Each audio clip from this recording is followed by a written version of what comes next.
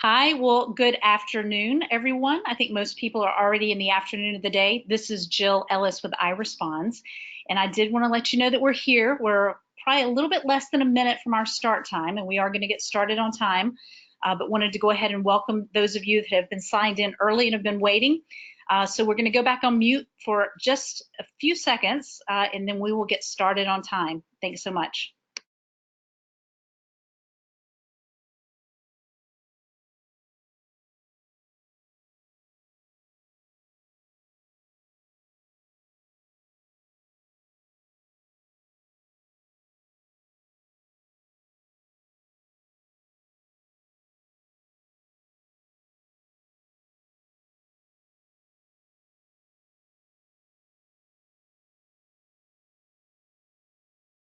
Okay, hello again. For those of you that have just joined, this is Jill Ellis with iResponds, and we are so glad to be spending some time with you today. We are going to go ahead and get started, even though I see that there are people still kind of logging in right now, but there's also people that have been here.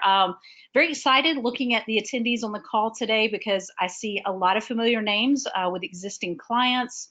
I see some of our iResponds associates, and I see some individuals that we haven't yet met. So the topic today is must know 2020 hotel industry trends. This is actually our favorite time of the year because our Chief Innovation Officer, Rose Mentry, loves research. And so one of the things that she does each year is kind of sets aside some time in late summer, which is July, August, and really starts digging into the trends, looking at what's been happening in this year, maybe even a little bit of last year, and what's going to really be leading us into 2020. Then she loves to summarize this and bring it together. And Rose, I'm going to have to get you to move the slide forward if you don't mind. For some reason, it's not cooperating with me right now. Okay, so a quick look at the agenda. So again, we're going to give you just a very quick high level about iResponds, who we are, just so you understand a bit of our background. As I just mentioned, we're going to talk a little bit about 2018, 2019 review, looking into 2020. Of course, the role of OTAs, that is always a hot topic in this industry, and what contribution in 2020 is going to look like. There is the increasing growth of mobile and voice search.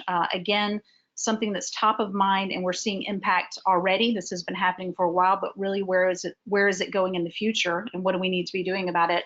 We're going to look at social media trends and the outlook for that, because again, this is a forum that is extremely important, especially to this industry, and it's something that we're very passionate about. And then we want to wrap up with Q&A. Now, this is the last bullet point here, but what I want to do is encourage you as we get through the slides. If you have questions, please go ahead and type those in. We are going to hold answering those till the end because there is a lot of content here for Rose to cover, and we want to be respectful of everyone's time. So if you would just go ahead and type them in, that's great. She will get to those as we can. So I've mentioned Rose a couple of times. We have some information, which is her beautiful bio here. What I love to say about Rose is she is a passionate industry person. She has 35 plus years in this industry. She's one of those incredible success stories that started in at a relatively entry level at a very young age and worked her way up into a leadership role before coming to start and run this company. She was VP of Sales and Marketing for a large portfolio of hotels and had a vision of what was going to start happening with this online space that's really driven who we are as a company. So I think you'll be delighted if you love data. She's definitely got a lot of that to share today. All right, so a little bit about iResponds. The one thing that we want you to know is a key takeaway is that we are a company that's hospitality professionals. So very simply put, we partner with hotels and restaurants to strengthen and expand your online presence. We do this by responding to guest reviews. We do guest surveys. We also post to social media on behalf of our clients. We're leveraging that knowledge and experience we have in this industry. If I look at our leadership team alone, we have a minimum of 20 plus years each in the hotel industry specifically. So this idea in our company is really founded on that knowledge, and that infiltrates all the way through to even our ambassadors, our social media ambassadors, and our ambassadors that are responding to reviews. We go back to 2014. It feels like dog years and 5 years, but it's been a wonderful journey. And we're currently serving over 1,100 clients globally, so growing. Give you a quick preview of what our client base looks like from a branding standpoint. We cover all of the major brands, hotel brands. We have a significant number of restaurants now. That's mostly connected to the full service portfolios that have restaurants that need to be marketed and review responding to separately. And of course, we have independent properties, which we love equally as well. And so that's just a quick snapshot about us. So I am going to welcome Rose into this conversation, turn it over to her. And again, for those of you who just joined, please ask questions, type those in your control panel, and we will speak again at the end. Rose? Thank you, Jill. Good afternoon, everyone, and thank you for joining today's webinar. So let's start off by looking at 2018 and what 2019 year-end predictions are, and also what the 2020 STAR predictions are for ADR, occupancy, and RevPAR. So I wanted to share 2018, what kind of happened. We know how we ended up with a STAR performance, but rarely talk about the profitability in our industry. So even though the occupancy ended slightly lower than 2017, due to increase in ADR, RevPAR ended with a positive growth of 2.4%. And in addition, due to the skill of general managers and hotel leaders controlling costs, we saw an increase of actually 3.4% in profit growth, which was a great result. And kind of looking at select service, full service, in the full service arena, general managers found other ways to drive revenues as well. For example, in food and beverage, which resulted in a growth of 2.9% per available room year over year in 2018. Now, looking at STAR, I did include 2019 in here because they just revised their predictions and adjusted the occupancy numbers to show a slight increase due to the demand coming a little higher than supply in 2019 that they thought it was going to happen. So they are now stating that 2019 should finish with a 2.0 RevPAR growth year over year. For 2020, they're predicting that supply will be flat to 2019. However, demand will be slightly lower. Therefore, occupancy will be down slightly at a 0.2%, very small amount, with the RevPAR ending at 1.9% due to the ADR making up the difference of the shortfall of the occupancy. And again, they're predicting hoteliers will be very savvy and they will be very cost conscious to bring maximizing the flow through to the bottom line. One study that really grabbed my attention was the OTA contribution, what that looks like, and then what does that mean to hotels. So looking at the source of business study, it indicates that we're still dependent on 14.9 of the hotel's occupancy on OTAs.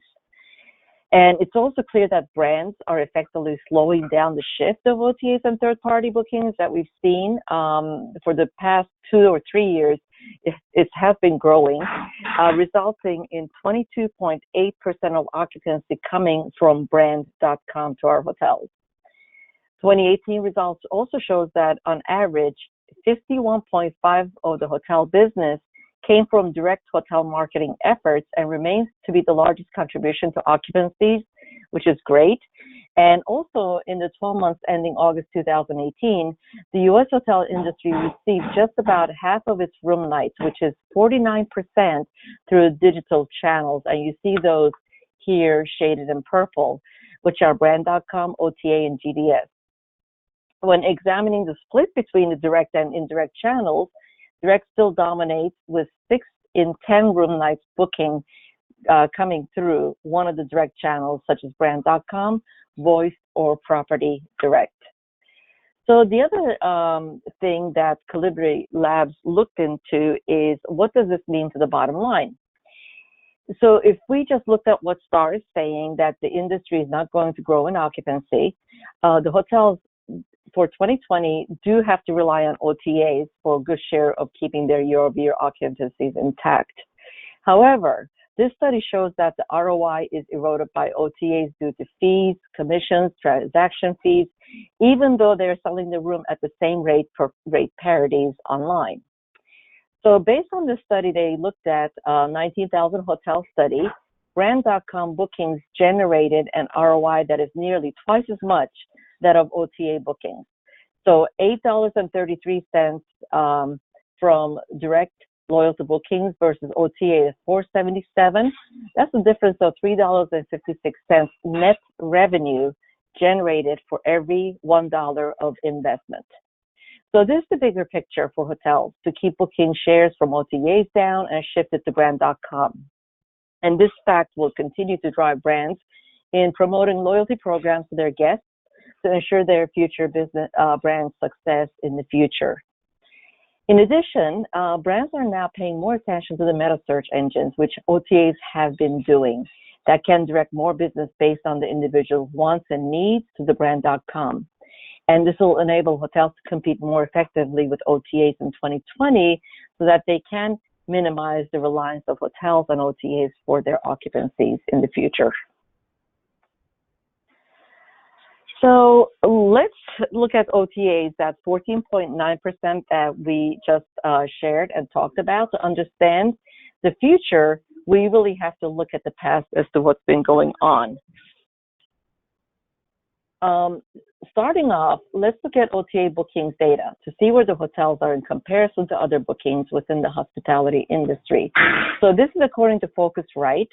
Hotels are second only to airlines in online searches and booking reservations completed when consumers are shopping for their travel needs. It's also interesting that activities, the third largest travel segment in this chart, have not been given much attention in the past, but this sector is going through extraordinary changes, which we will see. A vibrant reservations technology startup landscape is laying a critical foundation for sector advancement, as suppliers are finally adapting to digital age. A host of startups that came into play in 2019 focused on reselling activities that launched and online travel's biggest brands, including Expedia, Airbnb, and TripAdvisor, have moved into this space as well.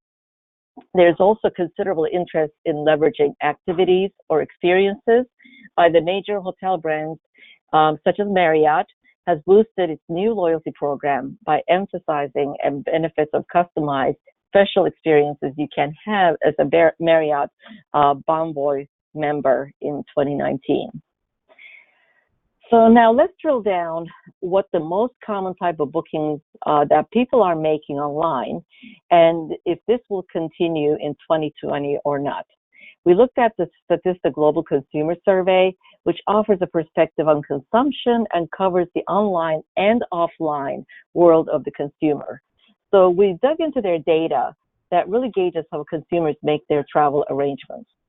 So this graph from them, the category of the survey based on U.S. online travel bookings, shows that historically since 2014, most individuals tend to book their hotel room only rather than booking their hotels as part of a bundle for their packages, including vacation rentals and so on. And it's forecasted that the biggest jump will be between 2018 and this year based on year-to-date trends. In addition, it is projected that this booking trend will continue well into 2023, even though vacation rentals have been on the rise each year, really competing with the hotel rooms. What channels are used for booking? So we wanted to learn firsthand which channel hotel bookers utilize the most so that we drill down our own data, and here are our results. Almost 50% of the research was done on the hotel site, so that's huge. And they seem to have captured 50% of these lookers and convert them to bookers.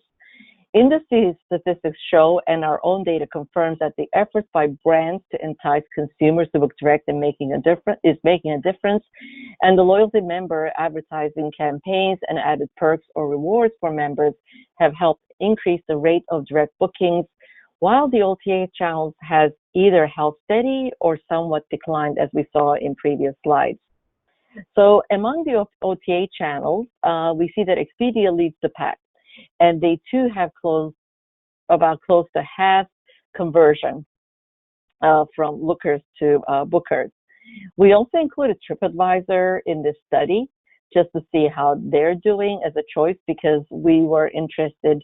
Again, they've been spending a lot of money in 2018 in advertisements, so we were curious to see what their results would be and if it has really affected other channels. And our study shows that TripAdvisor is not the top third-party online channel when individuals are looking for a hotel stay, and less than 5 of those booked directly through TripAdvisor. In addition, in this survey, we also asked the question, have you booked a hotel based on their reviews on a particular website?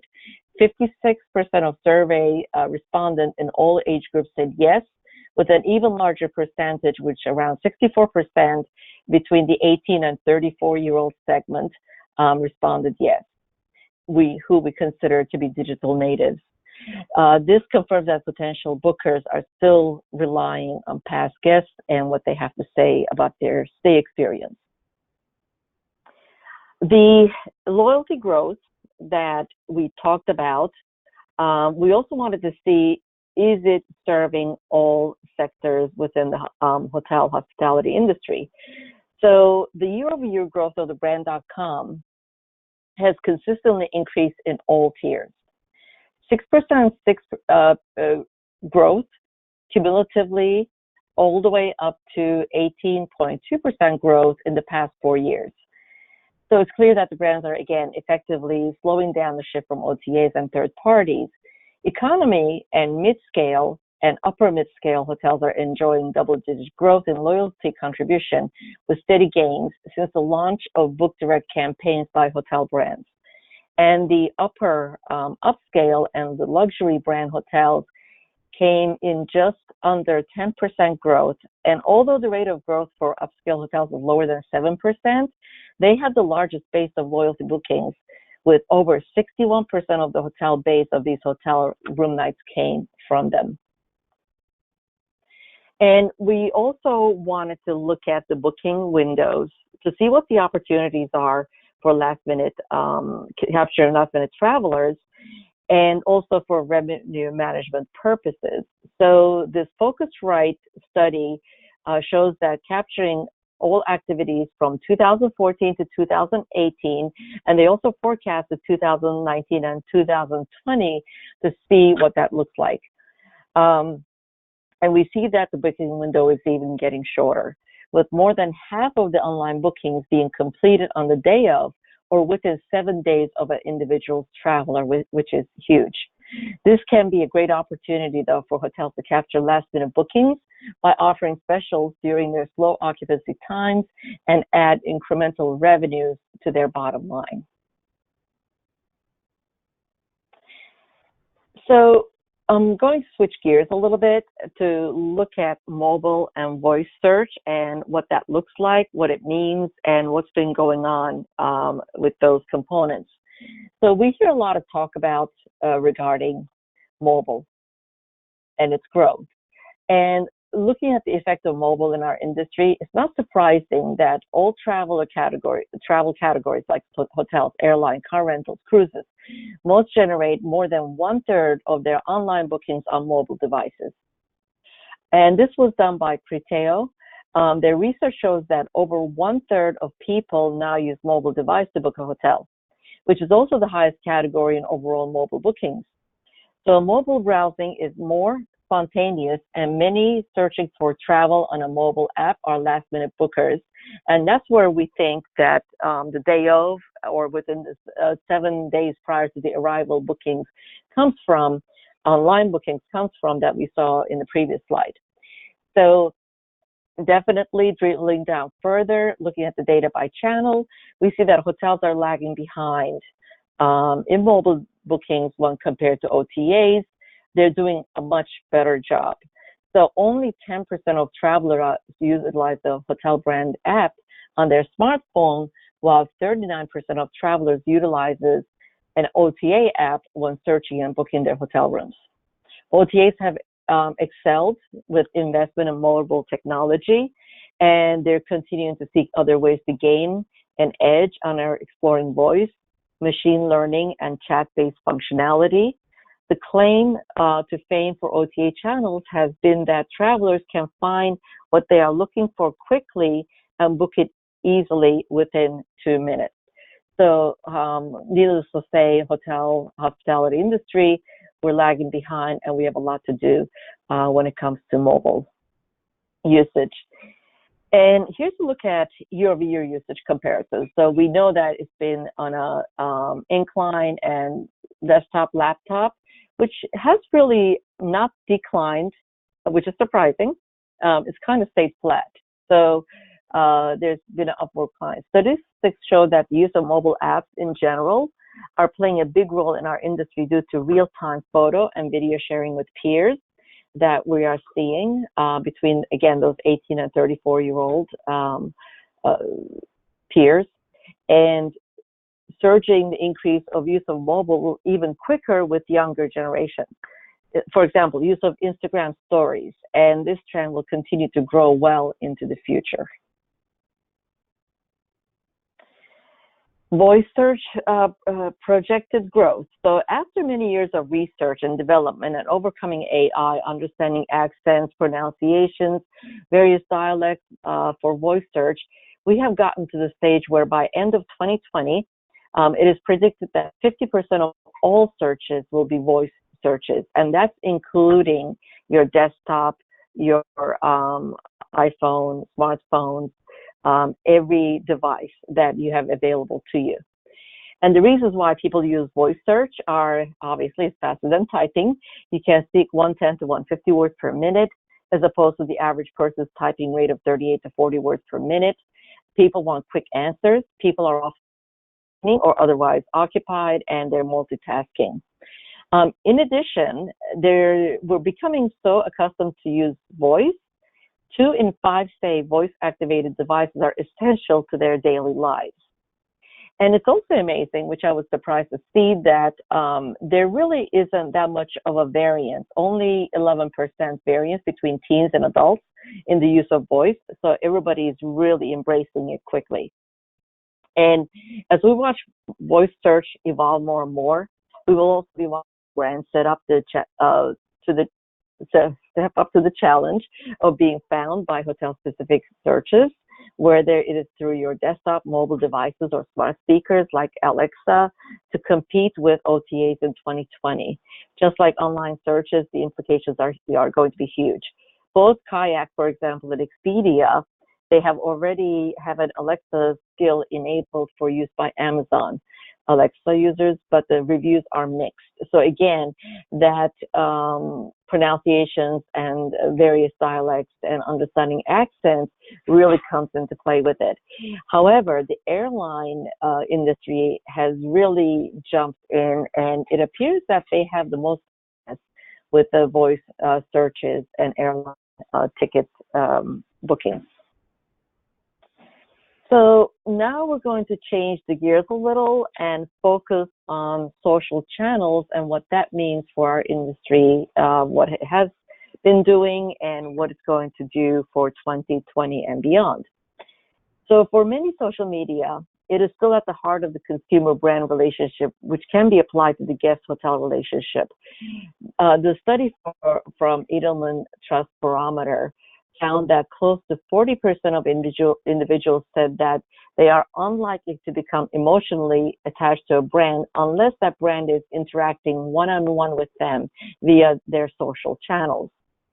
When asked the question, which do you believe is giving you the truth, information, advertising, marketing materials, or what a brand says in direct communication with you, 59% of survey respondents said they trusted direct communication with a brand via email, messaging, or responding to a comment posted on social media. So looking ahead, social conversations are going to be the staple of getting the word out about our hotels and its features to capture our guests. Hotels should include marketing funds in order to increase likes and shares of their social pages for 2020. One component that we've always questioned is DIY, because we always want to see, as a rule of thumb, $7 for $7 ROI for every dollar that we spend.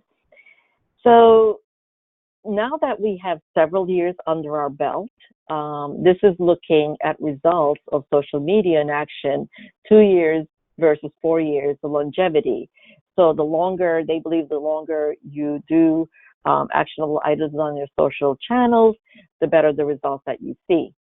So what they have reported is, of those who have been using social media marketing at least 2 years, find it useful for building a loyalty fan. A large percentage saw better sales results with more years of social media marketing. Staying with social media efforts resulted with increased exposure year over year consistently. With at least 2 years of social media marketing, it generated leads. And again, that ROI seems to be there with this.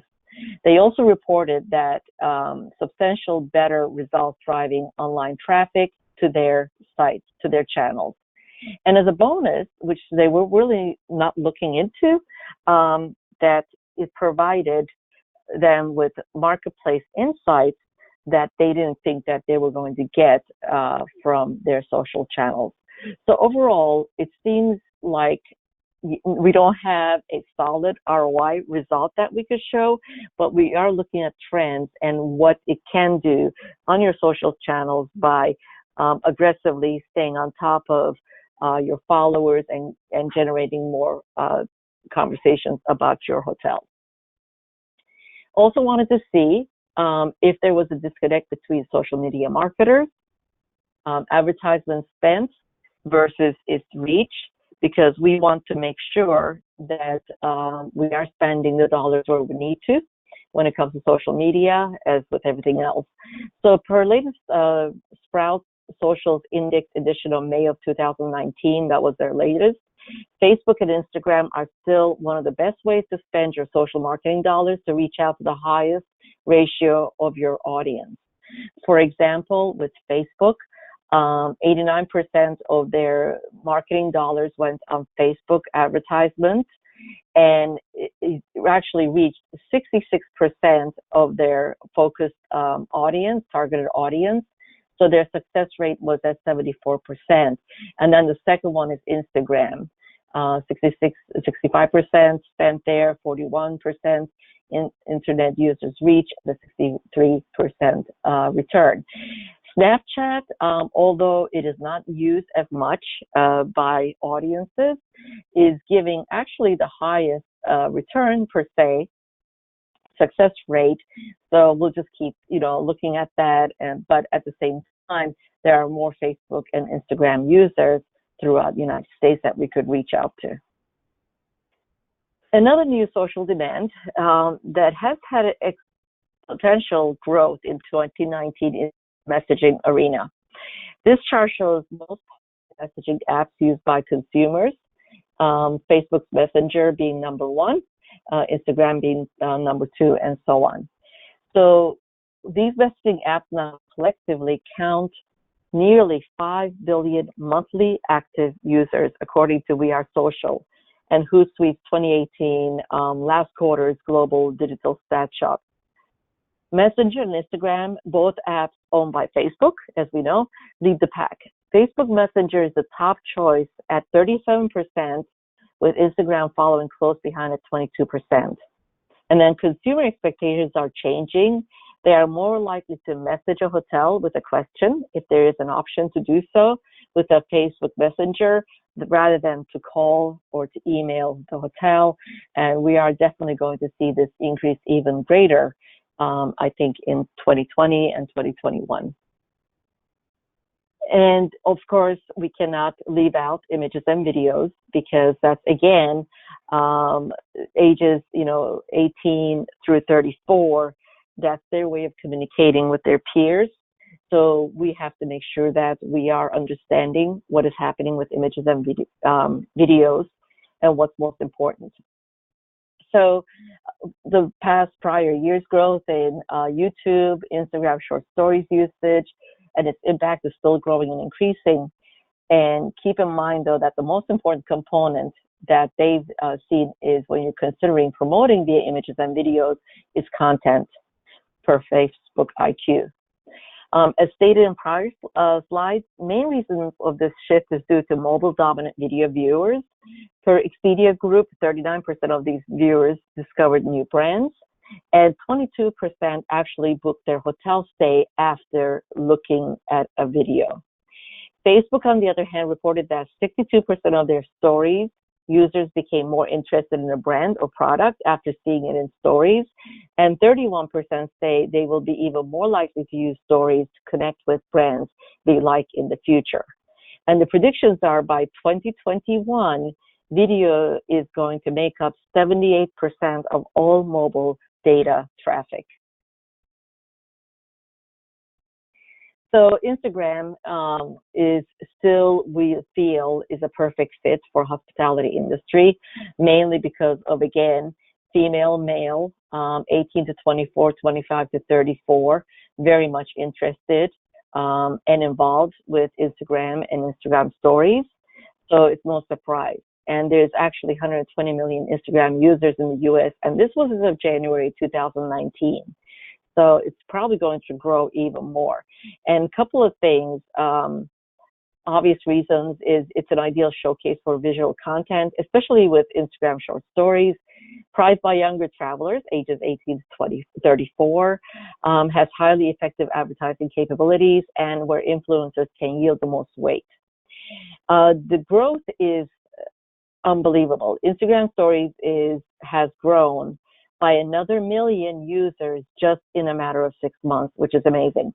And this was from June 2018 through January 2019, so now equaling 5 million total. And just to give you an idea, the United States is leading the way at 120 million Instagram users, as I stated. And just to put that into perspective, second behind that is India at 75 million and Brazil at 69 million. So US definitely has wrapped their arms around this, and it's going to continue. A couple of things that I wanted to share, what has happened in late 2018 and what's going on in 2019. And these are per the studies of findings. And one of the biggest moves was a third party moving into social platform, which was TripAdvisor, now with their new travel hub. So why did TripAdvisor make the move to being a new social hub? This change followed by research they conducted into the most important elements of people when they're looking and planning a trip. Their research revealed that its users, particularly digital native users, which are those younger generations, were expecting far more value back from the efforts they were willing to put into research and finding where they want to stay, where they want to go. Users like TripAdvisor and its reviews loved it, but they were still turning to friends and others for trusted information. Per their research, it was clear that they play with the others to be successful playing against other OTAs. They had to become a one-stop shop for all travel needs of individuals, including research to planning to staying and experiencing to sharing their experiences with their peers. So in a nutshell, the study that they conducted later in 2018 revealed that 66% of people read reviews, 62% say recommendations from friends and family are more important than reviews, 47% of people read articles, 36% watch videos, and 45% look at photos when making their travel decisions.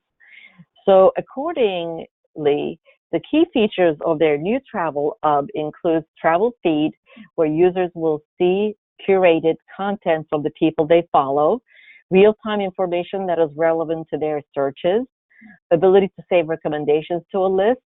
This can be either public or private and shareable with others, and map function to allow users to see nearby saved recommendations while traveling, because when they get to a destination, they want to be able to dine where they want to experience that unique Japanese food item or whatever, or see something that they wanted to see and look and be prepared for it. Another new in 2019. So Google announced in May that they were simplifying the way they help travelers plan trips with Google across devices. Individuals can go to google.com/travel or do a regular Google search for something like hotels in Tokyo or Vancouver to find travel information from a variety of sources all in one place. So here's a look at what the newest is on google.com/travel features are. Central place for all trip details. So in February of last year, Google stated adding upcoming trip reservations and details for hotels and flights into a trip timeline for users when they are signed into their Google account and when they receive a confirmation in their Gmail. Now, when someone goes to Google travel site, they can make edits directly to their trip timeline. So it's up to the individual to really fine-tune it or to make it their personal area where they can dictate what they want to do, who they want to see, which hotel they want to stay at, or cancel it. We all know that the weather is an important consideration and a key part of trip planning.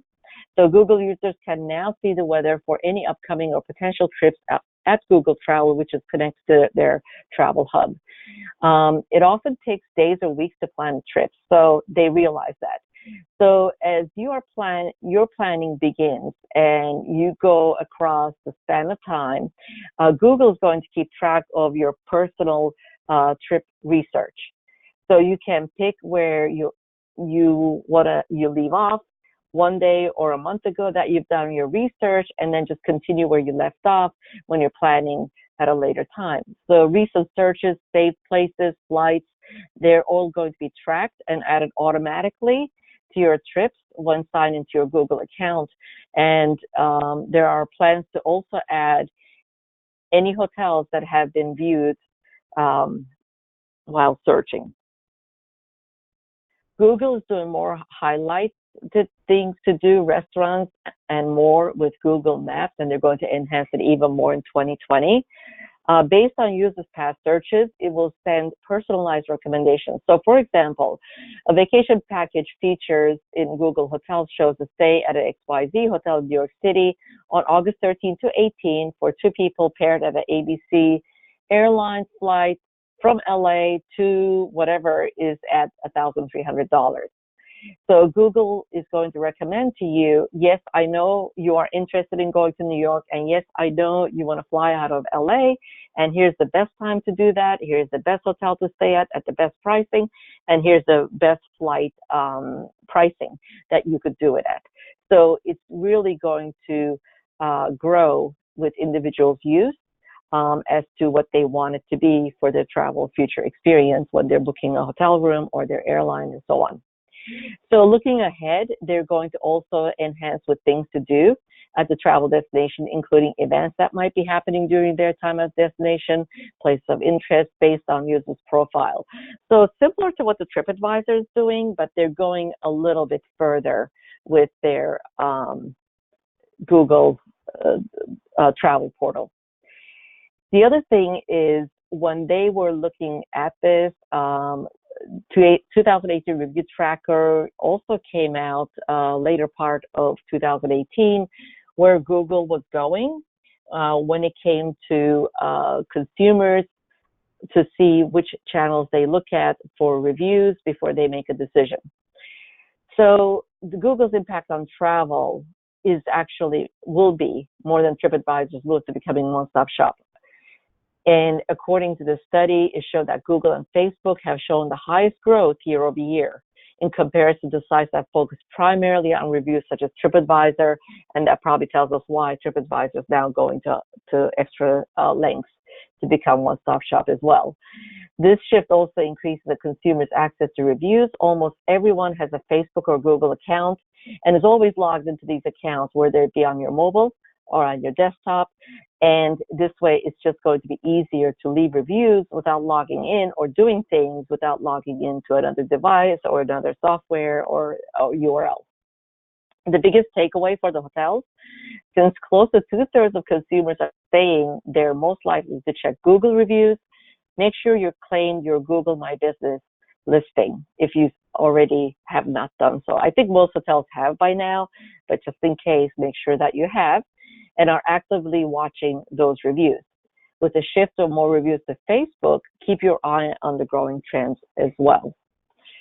So the biggest key takeaways are for 2018, 19, and 2020, despite worries over shaped domestic economy, interest rate hikes, the trade tension with China, the U.S. hotel industry had a profitable year for 2018.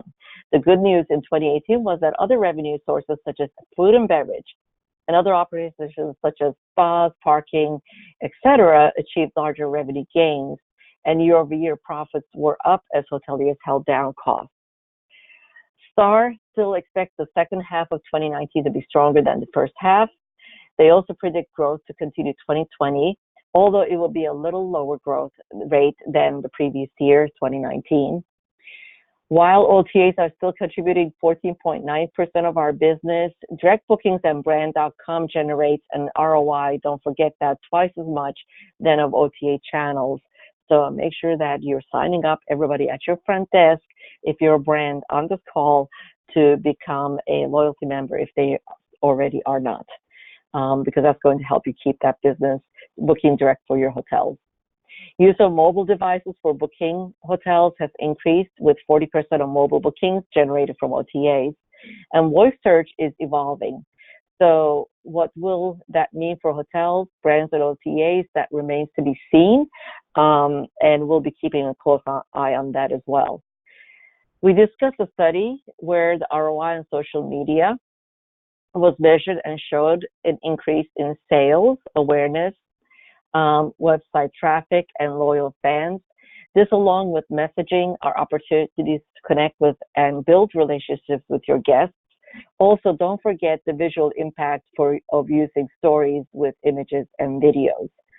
The number of reviews on Google and Facebook, two most popular websites in the world, are increasing faster than TripAdvisor. This is a huge sign for hotels to pay attention to their listings and social media to make sure guest comments are responded to quickly and efficiently, and basically letting them know that you as a GM do care about what they have to say.